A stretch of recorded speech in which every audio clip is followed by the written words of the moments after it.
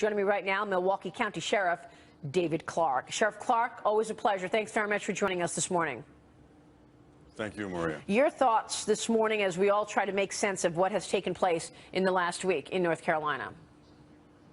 Well, I'm glad that the city officials there, and along with the governor, quickly moved in to crush this rebellion. What we saw several nights ago was not a disturbance, and it wasn't a protest. It wasn't even a violent protest. It was a rebellion. And these things must be crushed early on so that law and order and the rule of law prevail, and they can work out whatever problems they have in Charlotte, although I think a lot of these things that are being alleged are phantom anyway. Yeah, I mean, you know, it really struck me to watch the video 2 nights ago of a whole mob of people beating the heck out of this one white individual who was on the floor pleading, please, you know, please stop hurting me. And they were just beating him up. I understand protesting something that you don't agree with and something that you're upset about, but that doesn't give you the right to go destroy people's property and beat people up who have nothing to do with it. Right. Dr. Martin Luther King Jr. Would be appalled by what he sees today in terms of what he would preach. And he made great social change that these idiots, Black Lives Matter, will never make because they're going about it the wrong way. And it's also a mask for an anarchist movement, and that's why they won't affect any real social change here in America. They promote vile and hate, you know, in the name of virtue. What we saw the other night, you know, looting, when we saw arsons, we saw law enforcement officers being pelted with rocks and bricks and bottles and attacked. That sort of thing has no place in America.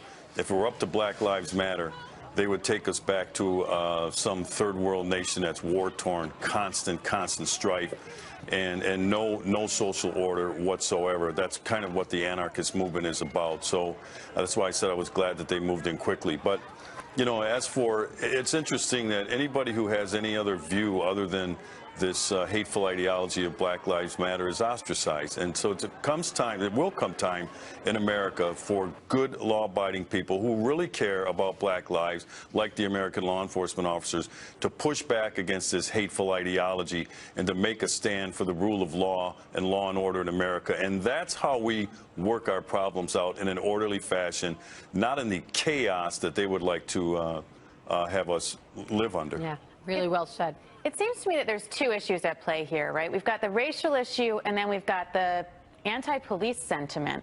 And my question is, I understand that there might be some validity behind both of the complaints. How would you suggest that we make things better? Well, I would disagree with that. There is no validity. All right, when the police have to use force, that's an aberration. Okay, and I would like these things to be solved at the local level. They are not national issues. The locals have oversight. The local people in those communities can set standards, and they need to be allowed to work this thing out first. This is a political construct now, Maria, and you know this. Right. This has nothing to do with Black lives. Look at all the violence in Chicago. Look at the daily occurrences of black-on-black violence, black murder, good law-abiding black people like Dwayne Wade's niece in Chicago, who's pushing a baby stroller down the street and is shot in the head several times by 2 black males. That's the problem in Black America today. That's the problem that needs to be solved. But instead, you know, they turn this into a political construct, and they want to make the police the bad guys here. But we're far from trying to make this about the police and think we're going to solve anything. Yeah, that's right. Sheriff, James Freeman here at the Wall Street Journal. I wanted to sort of expand on that a little and talk about what you're hearing from the black community in Milwaukee. We often see in polling African Americans kind of conservative, sort of law and order voters on a lot of issues, but then, of course, they tend to vote for Democrats who have largely embraced the Black Lives Matter movement. What is your sense in your community of the sort of what percentage, I don't know, maybe not strict percentages, but who's for law and order and who's more for Black Lives Matter? Well, that's an interesting phenomenon because, you know, when it comes to the black community, when it comes to black people, we want safe communities. We want law and order just like any other demographic in the United States. So what I'm hearing and what I see, I mean, we had a murder yesterday again here in Milwaukee. I think we're at 99 for the year. And you look at these crime-ridden neighborhoods, And when the media, local media, goes out and interviews the neighbors and the people that live in the community, the black community, they'll tell you, hey, we're tired of this, we're tired of the gunshots, we're tired of the violence. But then, like you said, when it comes to the politics, it's a different phenomenon. I really can't explain that sort of behavior. But let me be real clear on this. Black people do not put up on, as a whole, with this violence, with this rioting, with this assault on law and order and assault on the American police officer. They know they need the police more so than a lot of other neighborhoods. We saw what a neighborhood without police or a city without police looks like several Memorial Days ago after the riots in Baltimore, when the police did pull back and 37 people were murdered in a weekend. In a weekend. And that sort of thing goes on in Chicago on a daily basis. How could anybody possibly think that by rioting in the streets is a good way to actually be taken seriously and solve the problems that they're saying they're having? Is there any benefit to that at all, or do you think they're just mad and they have no control? I don't understand.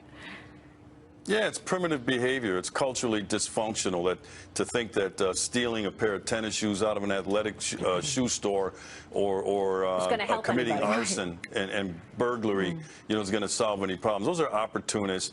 Those are individuals who are just reacting to circumstances. They're not thinking. That's why I call this, culturally dysfunctional, and I call it. We're just reacting to circumstances. Yeah, they see an opportunity and they take advantage of it. This thing is being exploited. Leadership.